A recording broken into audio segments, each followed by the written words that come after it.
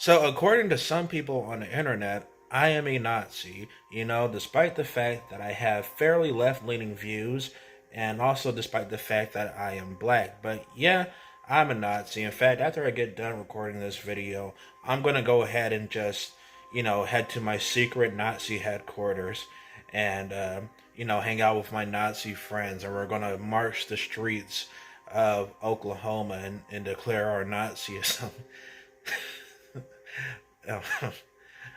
Yep. Okay, but anyway, I'm going to give some sound advice to a left leaning YouTuber. Yeah, despite the fact that I'm a big mean Nazi for thinking that, men can't become biological women.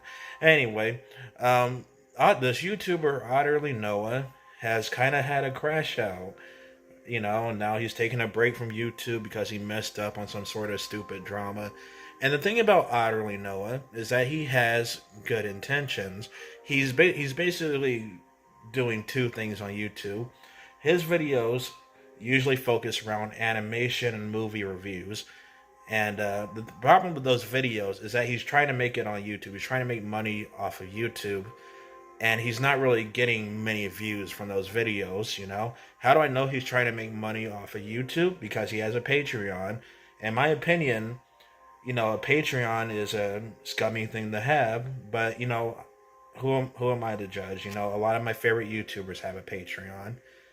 But the thing is, Noah barely gets any views on his more, serious review videos, and he barely gets anything on Patreon because nobody really wants to donate to him.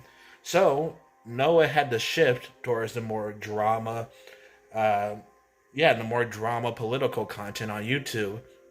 Now, here's the thing. I don't know how old Noah is, but judging from the sound of his voice, he sounds younger than me. But also, he is confirmed to be an autistic person.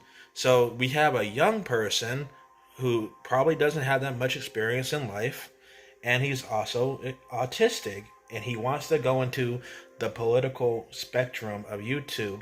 Now, you do you, but in my opinion, a young autistic person without much life experience should avoid that side of YouTube.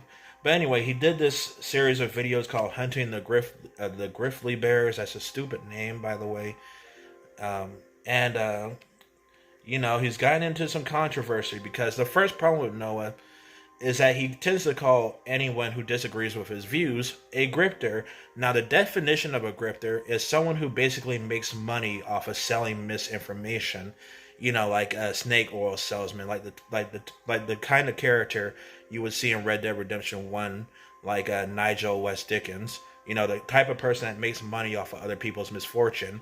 The thing is, though, calling YouTube critics grifters is misusing the word grifter, because these YouTube critics are simply just giving their opinions. Yeah, they might have extreme opinions. They might even get information wrong when it comes to a certain movie or whatever. But, you know, they're still not really grifting, you know? And whether a person sells misinformation or not in a review, that really just comes down to subjectivity. At the end of the day, a person's opinion is still just their opinion, and, you know, a mean YouTube review really doesn't have any effect on real life or one owns individual, taste in media. So, yeah, Otterly Noah was doing that. And recently, some other YouTubers have called him out. He's also been called out for plagiarism. These YouTube people called EFAP. I don't watch EFAP. I just randomly decided to check on them today, and they were making fun of Otterly Noah. And now Otterly Noah is like, I'm leaving YouTube for a while. I gotta go self-reflect. Good. That's good. Do that. Just you know, go reflect, and also take down.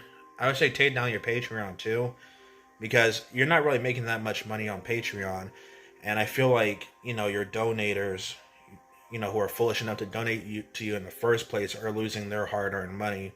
So yeah, get rid of your Patreon. It's not like you're making ranting for vengeance level money on there. But yeah, go reflect, take a break, just breathe, and I'm curious about Otterly Noah. Like, how does he do income? Because for me, I'm pretty much financially secure. I'm a military veteran. I have disability benefits and stuff for my time of service, and plus a bunch of savings. So I'm well off, and I can afford to make a video every day whenever I want to, because my videos are low effort. I don't make videos because it's my job. I don't make videos because I want to make money. I make videos because it's a hobby, and I use this platform to vent.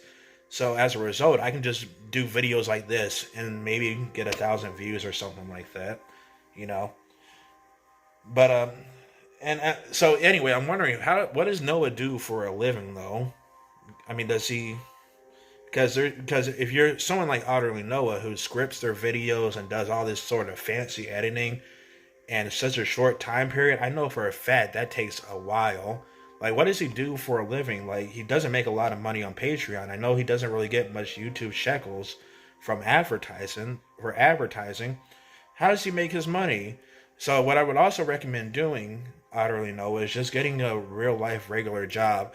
If you go outside and interact with real life people, you won't see any of these big anti woke meanies. I promise you. I mean, yeah, there are anti woke people outside of social media, but they are a very small minority of the general population. A lot of people are just, living their lives. They have shit to do. They got kids to take care of, a car bill, school to pay off, all that kind of good regular stuff. Trust me, I guarantee you, most people in real life don't go around calling movies woke or whatever, or being mean towards media. And then when you come back to YouTube, just do it as a hobby. Stop overusing the word grifter, okay? I'm so sick of people overusing that word. It's like how people overuse the word woke. Just stop it, okay? All right. I don't even know if he's watching this video, so this video might be pointless in the grand scheme of things. But yeah, go find a real job, make some actual money, because I guarantee you, having a real job is a better source of income than trying to make it on YouTube. And it's okay to not make it on YouTube. Most people don't make it on YouTube.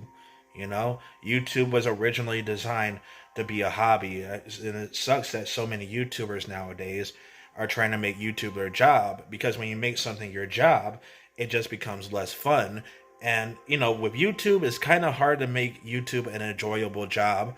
Like for me, an enjoyable job would be like going to a shooting range and teaching people how to shoot. That sounds like fun. But doing a bunch of editing and scripting and recording, that doesn't really sound fun. That sounds very tedious and annoying. But hey, fun is subjective. I'm just saying, go out there and get a real life job at like a Walmart or something, or a clothing store, a gas station. It's better pay than YouTube.